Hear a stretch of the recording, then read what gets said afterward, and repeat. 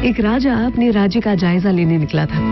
अचानक एक दुकान के बाहर रुका और अपने मिनिस्टर से बोला कि मुझे मन में आ रहा है कि इस दुकान के मालिक को मैं लटका दूं। मिनिस्टर चौंक चुका था। वो पूछता उससे पहले तो राजा आगे निकल गया। दूसरे दिन ये मिनिस्टर सादे कपड़ों में उस दुकानदार के पास गया, ऐसे ही जैसे कोई आम आदमी हो। इधर उधर की बातों में पूछा उसने, धंधा कैसा चल रहा है? दुकानदार बोला, कैसा धंधा, देखो ना दुकान पे सब लोग आते हैं, मेरे चंदन की लकड़ियों की खुशबू लेकर जाते हैं, माल सामान की प्रशंसा करते हैं, बस खरीदता कौन है?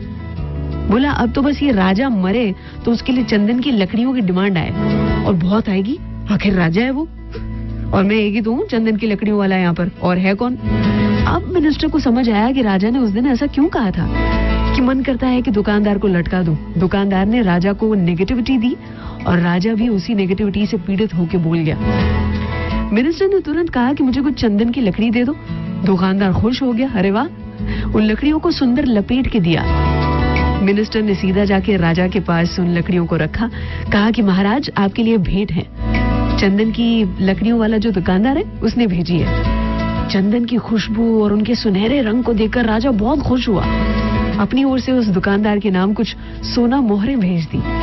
राजा को बहुत दुख हो रहा था कि उसने दुकानदार के बारे में ऐसा कहा था। दुकानदार को दुख हुआ कि उसने राजा के मरने की दुआ की थी।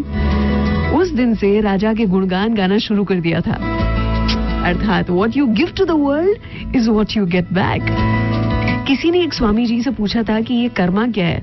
हमारे शब्द, हमारे काम, हमारी भावनाएं। स्वामी जी ने जवाब दिया था, your thoughts are your karma. आज के दिन में हर विचार की जांच करेंगे।